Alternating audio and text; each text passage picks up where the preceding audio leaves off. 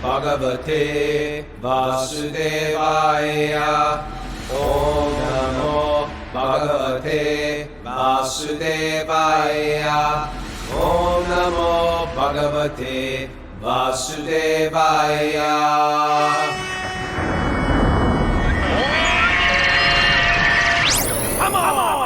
Live from Super Soul Farm, this is Wisdom of the Sages, a daily yoga podcast with your host, Raghunath, and co-host and senior educator and all-around great guy, Kaustubha Das. Welcome to the show. Welcome to Wisdom of the Sages, everyone. This is our daily study of the Srimad Bhagavatam. We do it every morning at 5 a.m., and Saturday and Sunday we sleep in. Saturday we take questions. It's question day on Saturday, and Sunday we have special guests. We have a special guest this Sunday, Yogi Charu, old friend of me and Kaustubha's from the old days. Very interesting story, his yogic journey, and just an all-around great guy. I think you'll like him. We always pick out somebody we find like have interesting stories to tell and share a little bit about them. And if you want to join us live, because we have a big community of, we call them others, people who are out there. It's like the people on Instagram that follow you. Suppose you have 10,000 people or 500 people. Let's say 500 people on Instagram that follow you. Like 9 people like your pictures. Like, who are those other? Ever wonder about that, Mara? No. Like, who are they? Who are those people? They're just like don't worry stalkers. about this. You don't think about that? No. It's like people join stuff on social media, and it's I know, but I'm just thinking proportionately. Shouldn't half the people you put up a picture of your whatever you're doing? I'm not even saying me. It's just everybody. The percentage is so small who like your things. I'm thinking, who are those other people just spying into your life? Are they friends, foes? Well, let me ask you. So there's some others out there that are following us, and we have no idea who they are. They never write us. They just look around at what we're doing. Maybe I'm being paranoid. That's okay too. You also don't comment on every social media person that you follow. Would be my guess. That's a good point. I never thought about you're another that. too. I'm another also. And other people. Nothing sinister is going on with that, right? Yeah, I guess not. Okay. I stand defeated. Let it go. Here's the deal. I'm always I'm willing to change my mind too.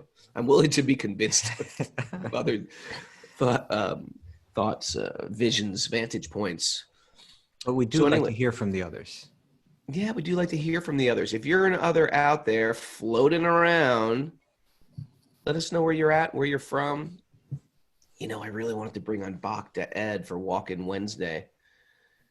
I blew it. He didn't get in. Next Wednesday. Next week. Yeah, we have a foiled Walk-In Wednesday this week. My bad. But Walk-In Wednesday is when we grab somebody with an interesting little something or other, and we bring them on for 10 minutes. So Bhakti Ed, get ready. Your next week's Walk-In Wednesday. Bhakti Ed's all over our message board. If you want to join this live class, others, if you'd like to join it live, you can email Mara, wisdomofthesages108@gmail.com, wisdomofthesages108@gmail.com, and we have a whole online community, a little party, so to speak, going on Patreon, where we have people connect on all types of things. We have like a Bhakti 12-step program. We have yoga classes going on like regularly. It's like a yoga school. It's like a village. Join our village. You can do that by going. Go ahead. Well, I was going to say that yesterday I started a new thread, Urban Davy, on Patreon. Urban Davy. Yeah, it's going to include the regular writings coming from Rukmini Devi. That she started something. You go to urbandavy.com. That it's. I think the way they describe it is where the ancient wisdom of the each intersects with the lives of women in the 21st century. Okay. And so she's got a lot of great essays that she'll be putting there, and that's another place where people can communicate with her as well. Rukmini Ji is a spiritual force, and that's awesome. Yeah, so it's really growing, and thanks for everybody supporting us through that. It really makes a difference in our lives, and thank you. And how did they get there? Patreon.com/wisdom of the sages. Thank you. What do you say we dive into this literature of the Srimad Bhagavatam. Let's do it. Okay. All right, let's start with this invocation.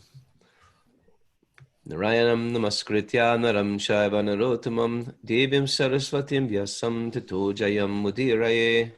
Before reciting the Srimad Bhagavatam, which is the very means of conquest, one should offer respectful obeisances to the personality of Godhead Narayan, unto Narayan Rishi, the supermost human being, unto Mother Saraswati, the goddess of learning, and to Srila Vyasadeva, the author. Nasta prayeshva badreshu nityam bhagavat sevaya bhagavati uttama shloke bhaktir bhavati naishtiki. By regular attendance in classes on the Bhagavatam and by rendering service to the pure devotee, all that is troublesome to the heart is almost completely destroyed, and loving service to the personality of Godhead, who is praised with transcendental songs, is established as an irrevocable fact.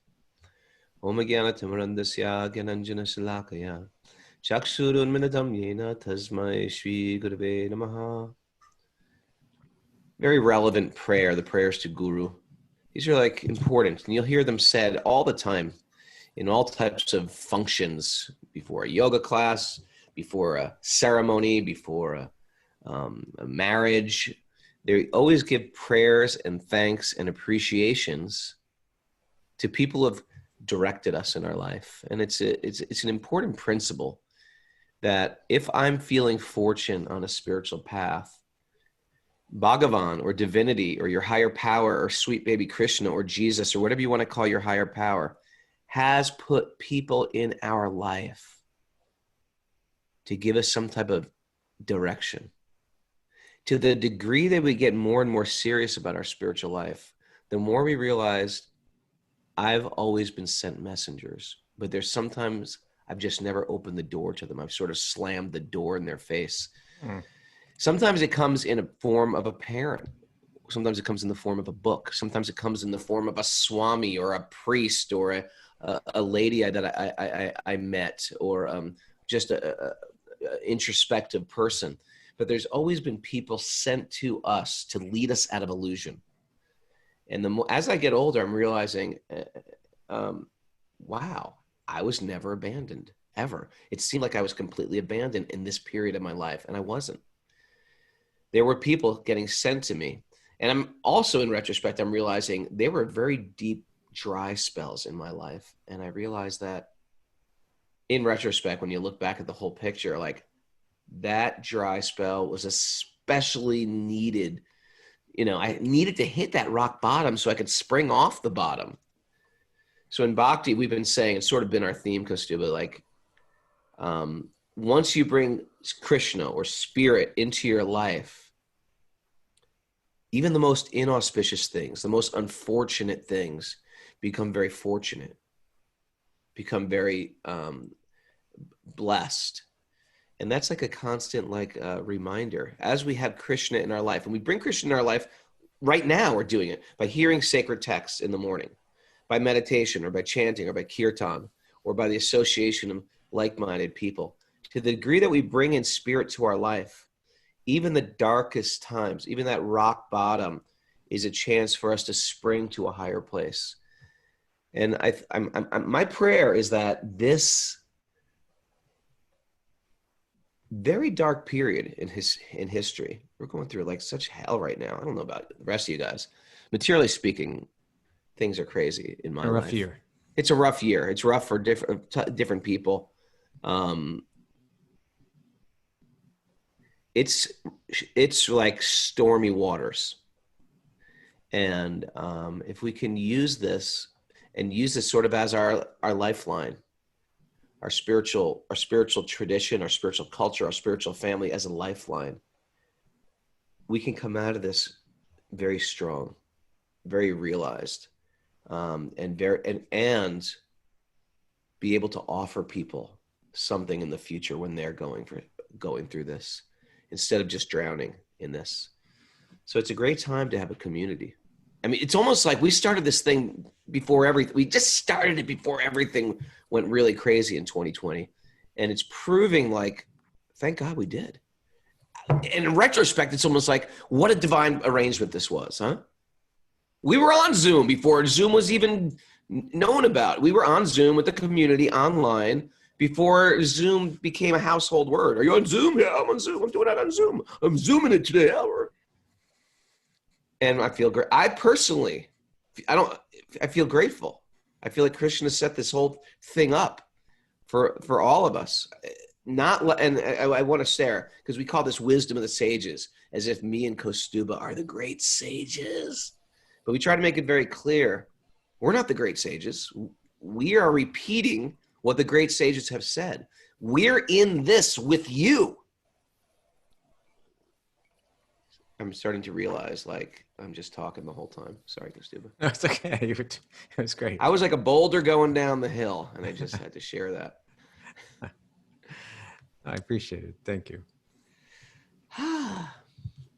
Shall we start, my friend? Yeah, I think we're going to finish the chapter today because just like we heard a whole list of inauspicious omens, and now, Yudhishthir, he's sitting there, recognizing all these inauspicious omens, but he knows in the back of his mind probably what the cause of this is that, as Narada had said in the last chapter, that, pretty soon Krishna is going to be leaving the earth, leaving the planet. And he's anticipating that that's probably what's behind all these inauspicious omens. Now Arjuna, his brother, who had went to Dwarka, the place of, the city of Krishna, he's returned now, and you can see Arjuna's looking super dejected. And he's going to start to ask, what's the reason for your dejection? And I think these questions are really interesting. Why would Yudhishthir think Arjuna is looking dejected? What could be the possible reasons? He's going to go down a list. And I think even the list itself is kind of intriguing and reveals a lot. Do you want to say anything about the verses? Sorry, what is my verse? 30. We're on 37 today. 37. So it starts with Sanjaya. You want to share something about Sanjaya? He had a unique mystic power. No, but no. That's the last chapter. Bump up one chapter. 37? 14. 37. What? Yeah. You were probably looking at 13. 37. 13. Duh. 37. We burning through chapters. Sorry about Sanjaya's got nothing to do with this verse. Take it back. We don't even know where Sanjaya is right now, right? What happened to Sanjaya? We don't find out. I know. It's actually quite sad, actually. He also went off to the forest. Yeah, and I'm sure he had an auspicious departure, but you just never hear what happened to Sanjaya. They all went. His master left to die, and he was left in the palace. Okay, text 37. Simply by administering the comforts at the lotus feet of the Lord, which is the most important of all services, the queens at Dwarka, headed by Satyabhama, induced the Lord to conquer the demigods. Thus the queens enjoy things which are prerogative of the wives of the controller of thunderbolts. So he's describing the residents of Dwarka, including Krishna's wives there. And do you know what that's referring to, Raghu? Quiz, hot seat. About the demigods. The last sentence? Conquering the demigods and enjoying things which are the prerogatives of the demigoddesses. No, I have no idea. You've beyond stumped me. The Parijata tree. Okay. Satyabhama, one of Krishna's wives, wanted this tree that has this very fragrant flowers that only exist in the heavens, and Krishna went and brought it back for her. Okay. That's another story. I got you. That's a good story. Okay. Yeah. The great heroes of the Yadu dynasty, being protected by the arms of Lord Sri Krishna, always remain fearless in every respect, and therefore their feet trample over Sudharma Assembly House, which the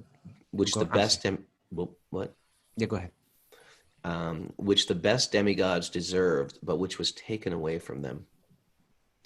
So there in Dwarka was the kind of palace that only exists in the heavens.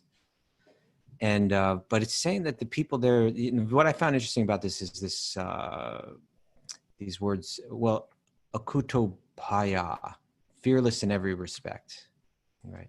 Srila Prabhupada, he shares in the commentary, he says, a forgetful conditioned soul is fearful. So much fear in the world.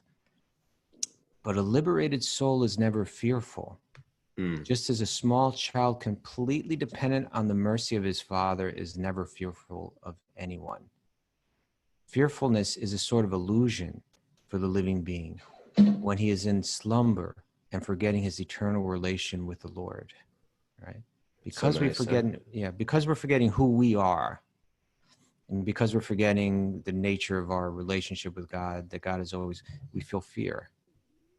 You know, I always think, when I think of this, you know, it's described that the renunciate, when they wander off into the forest, you know, we think, oh, it's like a romantic, beautiful thing, I'm wandering off to the forest, but forests are full of terrifying animals. And ticks. Well, ticks, maybe there too. Forget the leopards. but you know, there's actually tigers, you know, and even like these wild boars are supposed to be like really dangerous, and they're very dangerous. Yeah. What do they do to you? Pigs get huge, man. But what do they do? Like, boars will attack. They have tusks, man. They have tusks. Little tusks that do all the damage. Well, imagine tusks running at you at they're very fast. They're very fast, and they're aggressive. Okay. Not like regular, you know, they're not like household pigs. Household pigs. Those are very sort of kind, like dogs. But boars are a little bit more aggressive. So they're jungle cats. There are these boars. I think back when we were reading about Narda, we heard about the owls. Yes. Don't let me get into my whole owl thing. The most dangerous animals in the forest. They land on your skull and they crush it. Well, the great horned owls have the pressure of like 500 pounds with their horns. They just stick not their horns. Not their horns. Their talons can like puncture your skull. Yeah, so you got if you get a female angry. And then you got snakes. Snakes. It's so funny. We're dealing with all this stuff right now up here. Mm-hmm. Heard owls last night. There's like a snake on the loose. Everyone's worried about the snake we saw. Bears. Yeah. Scorpions. No scorpions here, but yeah. I mean, this was life. Everywhere. That's life in the forest. That's life in the forest. There were panthers in upstate New York. Everyone says there's still panthers here. Really? Yeah, it's a thing. Okay. So if one were to wander off into the jungle like this, or into the forest, part of this, of the practice for this renunciate, is that they're saying, I'm going to walk into that forest and I'm going to depend on God. I'm going to deepen my faith that God is in my heart and God is in the heart of every one of these animals. And with that faith, I'm just going to walk fearlessly. I'm not going to feel a drop of animosity or even fear towards these animals. And it's said that when the sadhus have no fear to the animal, then the animals kind of sense that and leave that person alone. So cultivating fearlessness is part of that, walking that path. Sure. And in a similar way, I think we all have to cultivate fearlessness as we walk through the jungles that we all walk through, you know, with other people, with other, you know, for us, it's like, you know, fear sets in, you know, economically fear sets in, you know, I feel like Kaustubha, ever have that thing where you open the Bhagavatam, you're like, this is for me. I feel like Kaustubha, you're like, here, this is for you, Raghu. I'm going to tell you right now. I feel like you're talking to me. Well, not like covertly. You're actually, but the way you're speaking publicly is landing on me, because I've been expressing a little. I'm not usually sort of riddled with anxiety. I've got a lot of anxiety, and I'm realizing like, and a red flag is going on. We say like the bhakti is like being in the mafia, in the sense like, if you know too much, you know too much. And I feel like I know too much, and I feel like I've been in a lot of anxiety lately with everything that's going down. Just fears of my family and fear of my finances, fear of my work and fear of my future. And I'm just thinking, I'm not taking shelter of Krishna. If I'm in anxiety, I'm doing something wrong. What can I tweak? Because I would say, even not necessarily doing something wrong, but like, we have to deepen our thought at that time, right? Processing wrong or something. Yeah, deepen it, not taking shelter. I'm like, I'm walking into the forest right now. It's like a forest of unknown. And yeah. A- So and- it's nice to have these like red flags go up. Okay, there's a little fear here. Bing, Raghu, your you're going off the rails. Pull it back. Yeah. And we pull it back by taking shelter. Yeah. And anyway. And so I think as part of our, this is the way our spirituality deepens, is that the way that this world works by the grace of God is that we, at a certain point, we hear the messengers. You opened up by saying there are messengers in our lives, right? Yeah. We hear it in the form of these sacred texts. We hear it in the form of the words of deeply realized people and their examples and so on. And then we gain the desire. I want that life. I want to be like that. I want to deepen my realizations. I want to reconnect. And then the way the world mercifully works, I want to be fearless, right? I want to be just like that. And then the way the world works is going to test that now. Okay, it's one thing to just talk about it, but now the world's going to put it to the test so that you can deepen it, right? And my experience with great souls is I watch them, how they walk through all the different challenges in life, and how they have this, to be able to kind of walk through the storm, without being shaken by it, and because that faith is so deep, they're walking through that jungle with fearlessly. And just like the kind of anxieties that you were bringing up, I've got my economic anxieties, I got this anxiety, I got that anxiety. That's our jungle that we're walking through. And we, as we're growing older, as we're contemplating more, as we're serving more, as we're praying more, as we're deepening our spirituality, we're learning how to walk through it until ultimately we face that last one, death, with fearlessness. Right. So let's just read a little bit more what he says. He says, fearfulness is a sort of illusion for the living being when he is in slumber and forgetting his eternal relation with the Lord. Since the living being is never to die by his constitution, as stated in Bhagavad Gita 2:20, then what is the cause of fearfulness? A person may be fearful of a tiger in a dream, but another man who is awake by his side sees no tiger there. The tiger is a myth for both of them, namely the person dreaming and the person awake, because actually there is no tiger, but the man forgetful of his awakened life is fearful, whereas the man who has not forgotten his position is not at all fearful. Thus the members of the Yadu dynasty were fully awake in their service to the Lord, and therefore there was no tiger for them to be afraid of at any time. Even if there were a real tiger, the Lord was there to protect them. So that's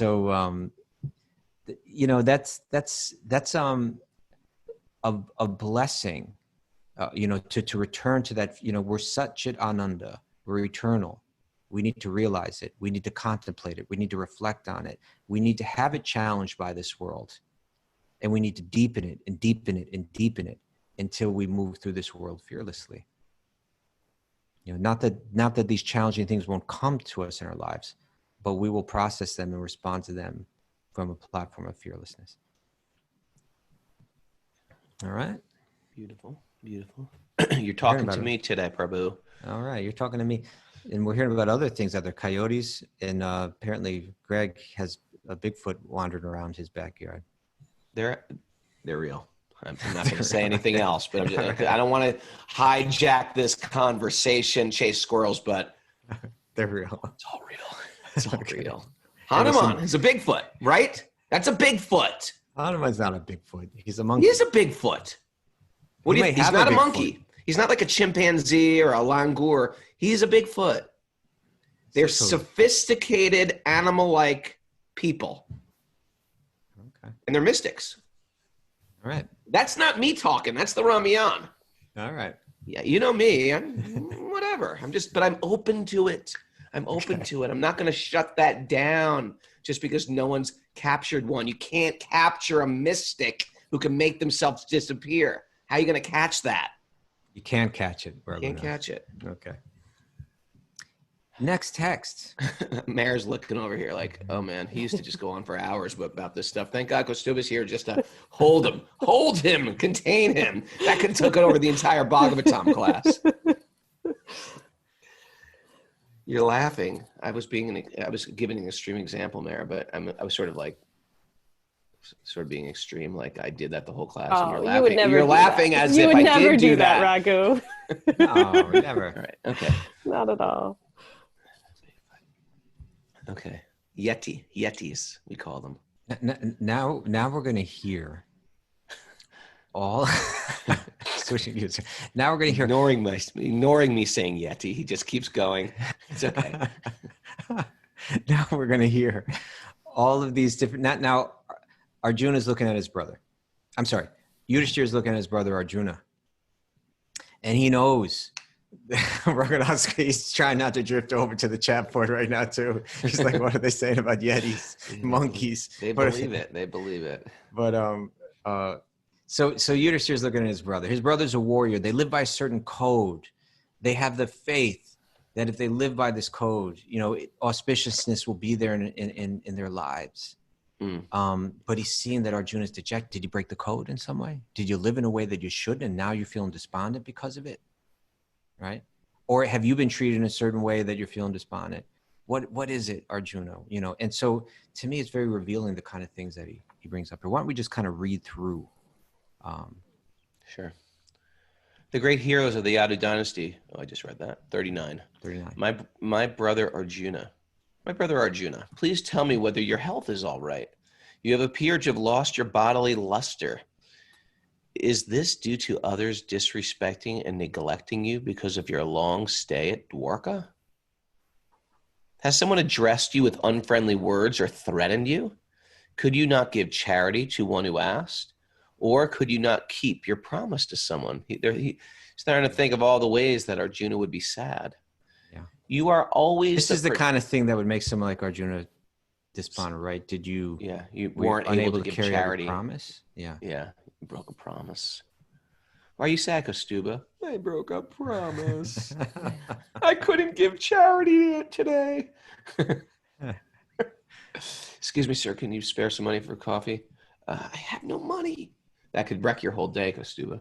It could. No money to give this guy. Have you contacted a woman? Did I skip one? I think you did. You are always the protector of the deserving living beings, such as brahmanas, children, cows, women, and the diseased. Could you not give them protection when they approached you for shelter? Have you contacted a woman of impeachable character, or have you not properly treated a deserving woman?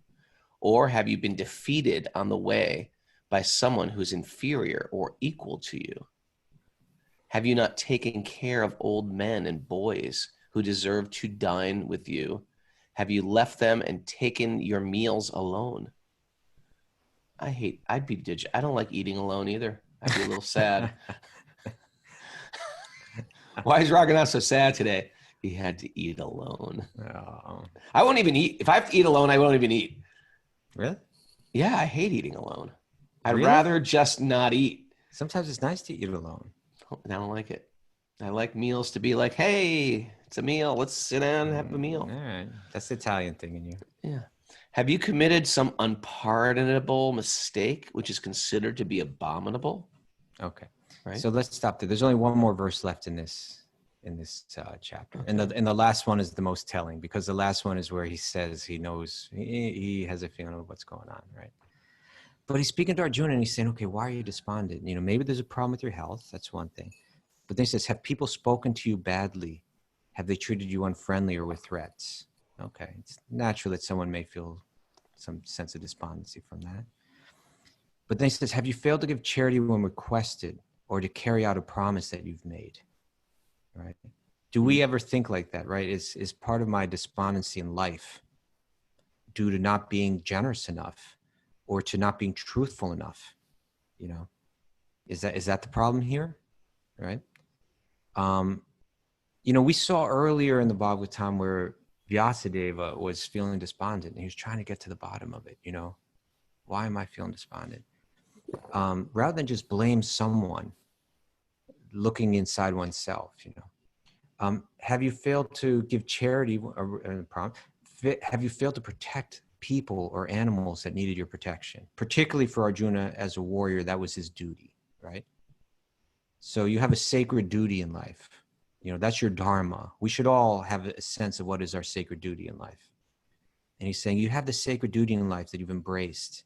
It's part of your connection of how you serve God, right? You protect people or animals that need your protection. Did you fail to step up and do your sacred duty? And is that why you're feeling despondent? Mm. You know, have you misbehaved or disrespected women? You know, could that be the reason that you're feeling despondent? You know, then I think the next one has something to do with the warrior's part. You know, have you been defeated by an inferior because they considered it their duty to be excellent, right? A very high standard of. Yeah. So if he's defeated by someone like Bhishma, okay, you know, there's no question. He's like practically the greatest warrior that ever existed, you know, but the standard of his excellence is someone else shouldn't be able to step up and defeat him, you know. Have you not properly extended yourself in your care and etiquette towards the elders and the children, right? Did you not, you know, I think that last one he mentions, you know, have you not taken care of the old men or the boys, you know? So this is how Arjuna is walking through life. His spiritual connection plays out in the world in his duty to protect others and in the way that he carries himself, you know, with dignity, never being exploited, you know, exploitive in any way, always being the protector, always being respectful like that, you know, particularly towards women. That's going to be very important, you know, towards elders, towards the youth, you know, towards the animals, you know, like there's this sense of this code that he's living by. And so when Yudhishthira sees he's despondent, Yudhishthira's thinking, could it be one of that in some way you're not carrying out that righteous code that you live by, and that's causing you to despond? Because when you're carrying out that righteous code, we can feel good about life in all different kinds of circumstances, right? Even difficult circumstances. So have you broken your code in some way? Yeah. And then comes the last verse, which is the one that really gets to the very heart of it. Text 44. Or is it that you are feeling empty for all the time because you might have lost your most intimate friend, Lord Krishna? Oh, my brother Arjuna, I can think of no other reason for your becoming so dejected. Yeah, I mean, even if you did break your code, when I look at the dejection that I see on your face right now, you know, the words that he uses, some of the words that he uses, preshta tamena, you know, you've lost the most dear one, right? The one who's most dear to you. Hridayena atma bandhuna, that most intimate, dear, like atma bandhuna, the one, you know, the most, and it says hridayena means like in the heart, right? And atma bandhuna means the dear friend of the soul, right? You know, Kaustubha, I'm looking around at all the faces on Zoom, all the Zoomers faces. I see Susan Mason and Sean Davis and Bob Healy and Sega Prabhu. These guys, they listen to this show every day. Okay.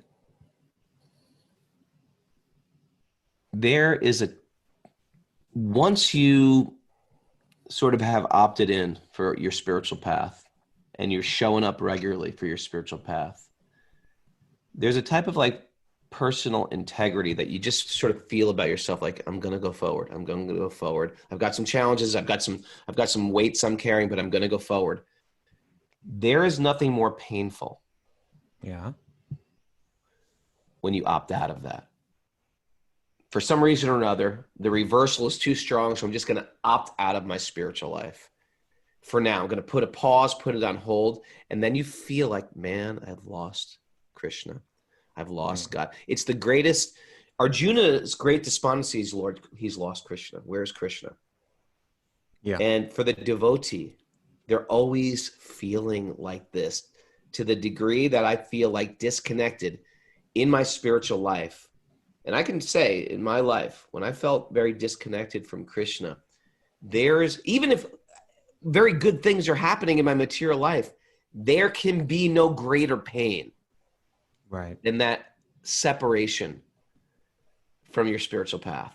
It is the greatest pain. And all you guys who are like either new to this or just have been with us for a while or even been to it for years, you know that once we try to shake off our spiritual life, and sometimes there's very good reasons, and times when we have a list of reasons why this is too much, this is getting crazy, this is a little weird, this is what. We have a whole good case against Krishna or against my spiritual life. We will never feel so broken, so sad, so disconnected. It'll be like we've lost our best friend. And for a person practicing bhakti, the greatest pain ever is to be away from other people practicing bhakti. It's the only pain, it said. In one It's sense, the right? real pain in this world. Yeah. You know? When Sri Chaitanya asked, there's that fascinating, super important conversation that takes place in the book, the Chaitanya Charitamrita. By the way, Which- Chaitanya Charitamrita, because we mention it a lot. We Yeah. mention a lot of things, assuming people know this stuff. But, you know, we're followers of this person, Chaitanya, who we mentioned yesterday, gives access into so much of these intricacies of these Vedic thought. And so Kaustubha's quoting this book, Chaitanya Charitamrita. There were a few major biographies, just like if we have someone doing fascinating things right now. You know, sometimes scholars, educated people come and they write like, this guy's doing, or this lady's doing incredible things. So Chaitanya was doing such phenomenal things in the world, besides being a mystic, besides being what's that word, prodigy. You know, the people closest to him would say, this is an avatar, this person. And they wrote beautiful biographies about him. How many, was it total of how many biographies? It's like six or nine or something like that. But well, they're the big ones, but yeah. Yeah, There's there's some smaller ones as well. So Kaustubha Prabhu is about to quote one of the biographies. Sorry for that little detour. No, but actually, you know, now that you mentioned that, maybe I can even mention that you and I have been discussing that after we finish the first canto, that we might like to occasionally like dip into other literature for a few days or a week or so, just to cover different topics and kind of broaden the, you know, kind of go a little back and forth from Bhagavatam to some other sources, Upanishads, Bhagavad Gita, books like Chaitanya Charitamrita, right? Sometimes when you're eating a sabji, it's good to have a little chutney and pakora on the side. You know, it enhances the sabji. And then you need some rice. Okay. And you need a little rice. So I think that'll be great. You know, a great way to occasionally dip it in. Like, so that you take the Chaitanya Charitamrita, it's a biography of Sri Chaitanya, but it's also like it kind of lays everything out there philosophically, you know, super clearly. And some of the most important parts of that book are conversations that Sri Chaitanya had with other very important people. And one of those conversations he has with a person named Ramananda Roy. And, you know, whereas it, you know, in our particular lineage, we understand Sri Chaitanya to be Krishna himself coming in the mood of a devotee.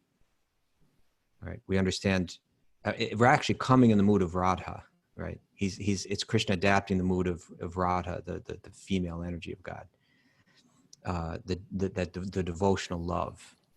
And so he meets with Ramananda Roy, and Ramananda Roy is understood to be, you know, Radharani's dearest associate, you know, Lalita Devi or Vishaka Devi. And one of the conversations, part of that conversation, is that he begins to ask, what is the most this? What is the most that? What is the most this? What is the most that? Right? What is the most? It's like riddle day. Yeah, it's like riddle day. Riddle day with Ramananda Roy. And so one of the questions is like, what is the most painful thing? Right. And this also can show you that, you know, you can understand how the fearlessness of the devotee, right? Because there's so many things in life that could be fearful. But his answer was the only, or it could be painful. And he says, the only pain that I know of is the separation from the devotee of Lord Krishna. Right? Yeah. That's what I fear in life. And that's what the devotee fears. Will I act so stupid? Will I become so dull or so bewildered that I would give up these special connections that I have with people that have connected themselves with God? You know, that's my fear. That would be the most painful thing. So revealing. I meet people who sort of really dove into spiritual life like 30 years ago, and then they sort of just disappeared.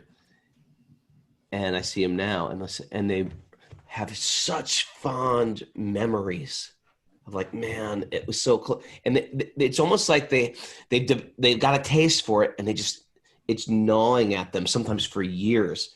And I can say in my own life, sometimes I've been materially very beautiful places or hang around or have some good fortune in my life. But unless that spiritual thing, that spiritual essence, that spiritual substance is in those tropical waters or in those, the incredible vacation or in the company or the party or the place, it's still just like high material life. Just like, and that's a good way to understand when we hear about these stories about the heavenly planets. Unless there's the worship of Vishnu, in the biggest picture, when we zoom out, it's all, what am I going to say, Mara? It's all come on, Mara, come on. What am I going to say? Mara's like, I'm on. Zoom out? It's me, my turn. Smaller when you zoom out? What? No, it's like a big deal, right? Yeah. It's big deal. Big deal. Big deal. Here it is. Beautiful Caribbean water. Big deal. Coconut palm trees. Big deal. It's all big deal. Material world is just like big deal. Nothing's impressive after a while. And you just run around to find beautiful places to live. It gets old. It gets old. Eventually, we want some substance. And we not just want substance. We want a service. We want an offering in this life. I don't just want to run away from pain and find little places of, little pockets of, pleasure and great vacation spots. Don't get me wrong. Like nice places, like the Caribbean, like palm trees. But if that's all I'm running after my life will feel very, very empty. What do you think about that, Kaustubha? Well, you know what I think about that? I think that feeling of emptiness or despondency, right? Yeah. I've taken to this path. I've understood something about this path. I've kind of wandered from the path, and now I'm feeling despondent. That despondency, or you could just extend it to like all despondency, we can understand is really the greatest blessing, because it is exactly that's meant to help us say, oh, I need to redirect. I need to reconnect, right? It's that which is directing us to, hey, get back, reconnect to that Atma Bandhu, right? To that dearest friend, of the soul, that is Hridayena, that is right there in your own very heart. We become disconnected from that. When we reconnect with that, we can walk through this world fearlessly, free of despondency.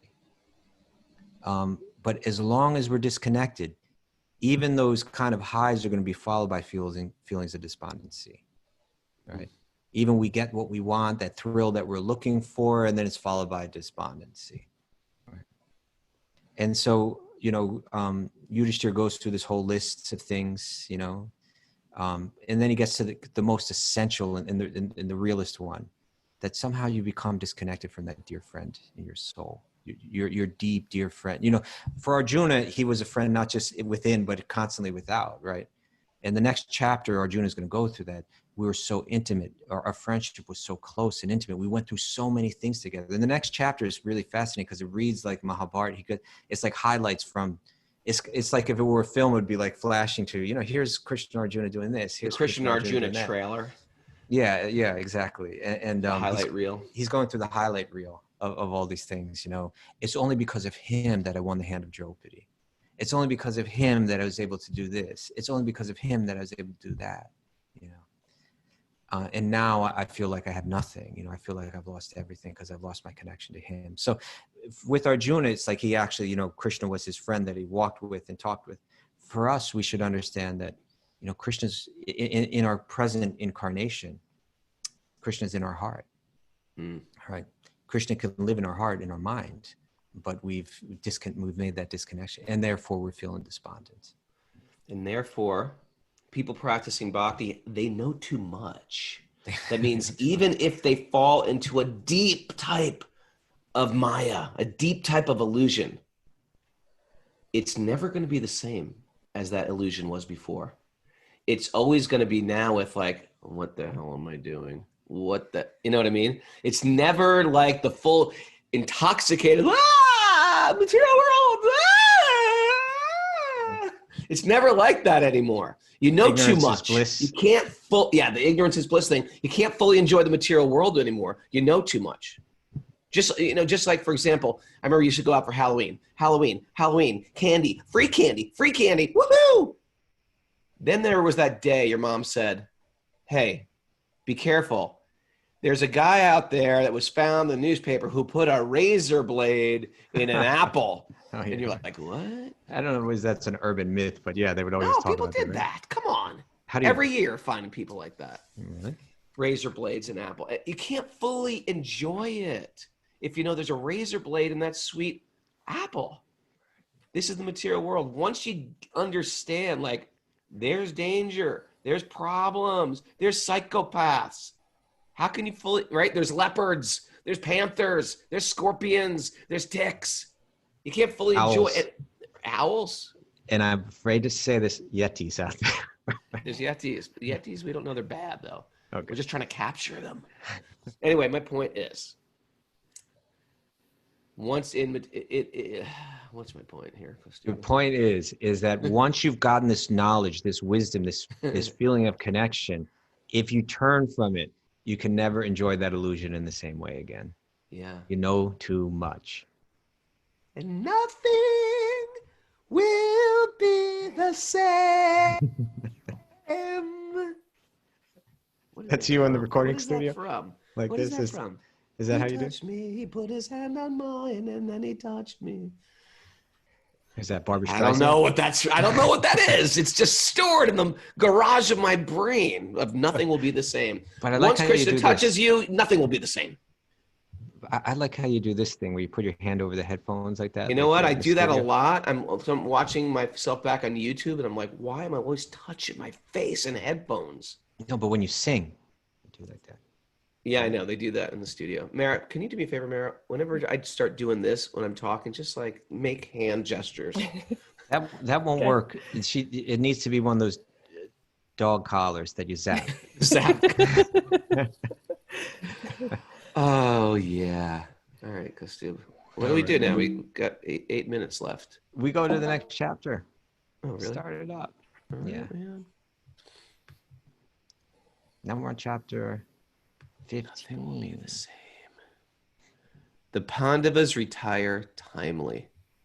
What does So that now- mean? What does timely mean? It means it was that time in the life where you're supposed to Okay, retire. it's a good time to. That's the time. That's the time you do it. Yeah, Got it it was. timely. Yeah, according to the time, right? At that age, you know, we're hearing about the different retirements that are going on, right? The Vidur wandered off. He came back. He picked up Dhritarashtra and Gandhari. They retired. We're hoping Sanjaya had a nice retirement.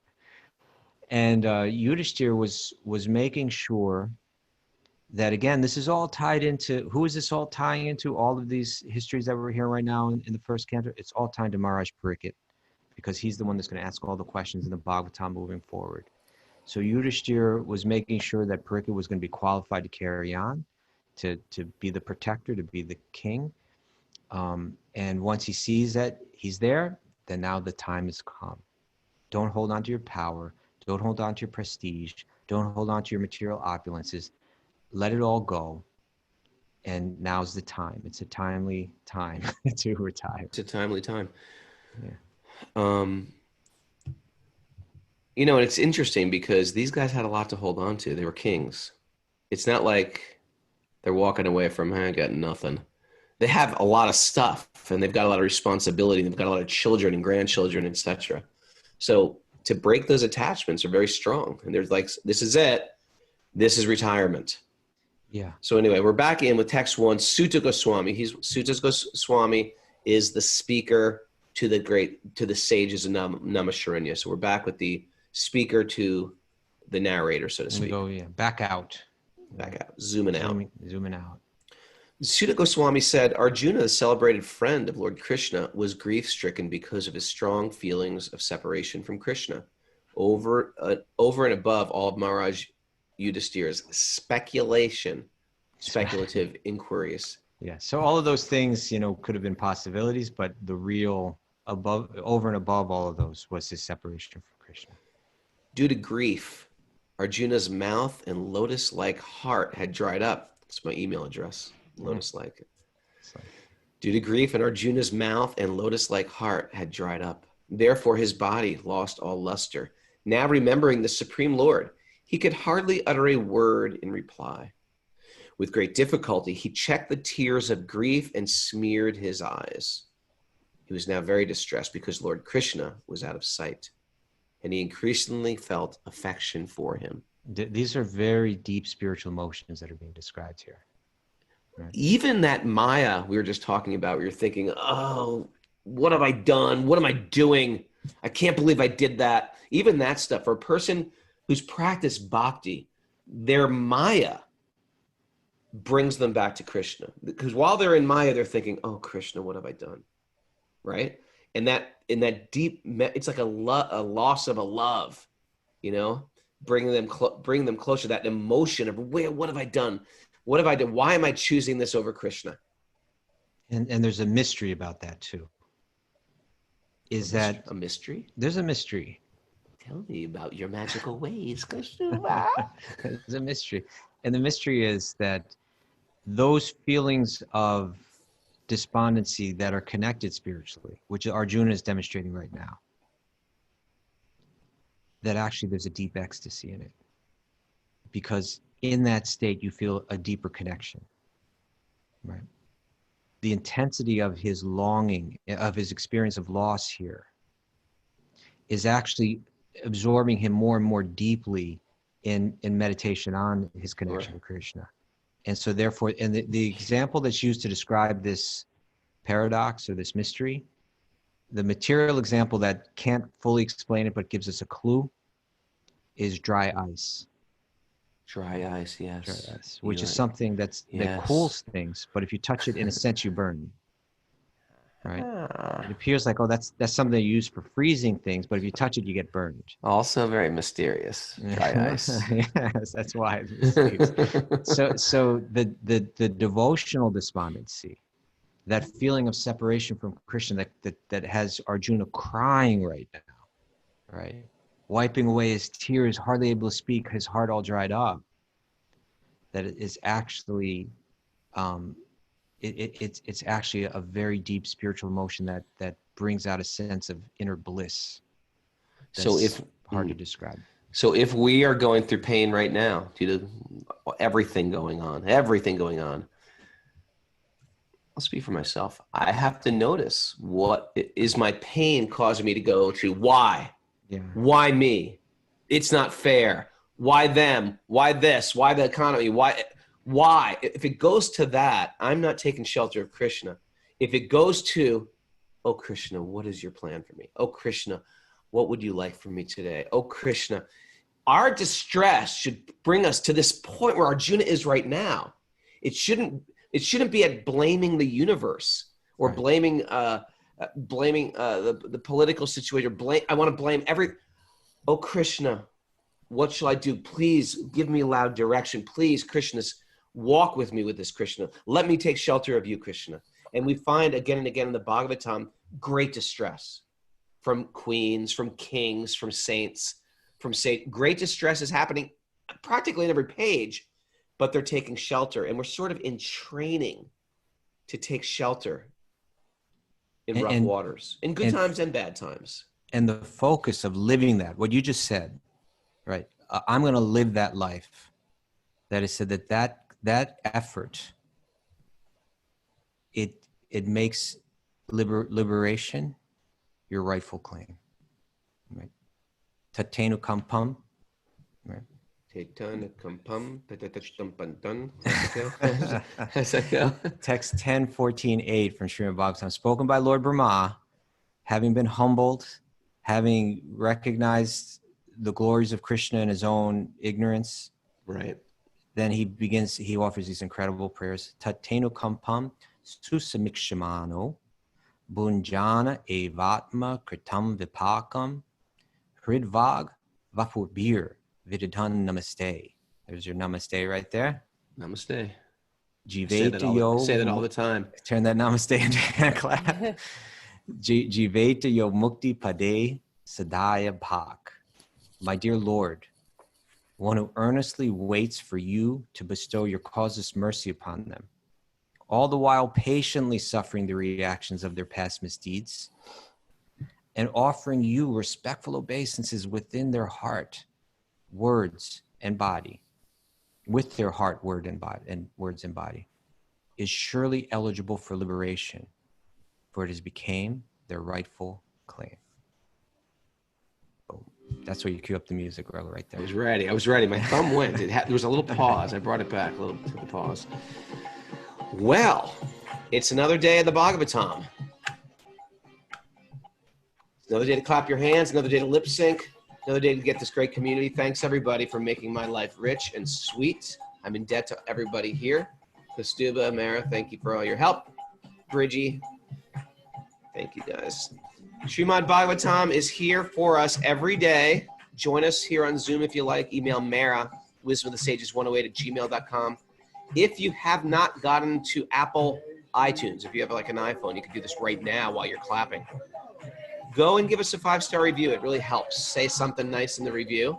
And if you'd like to have any questions for Question Day, because a lot of this stuff gets sort of confusing, you can write it on our Discord questions and answers thread, or you can email Mara, wisdomofthesages108@gmail.com.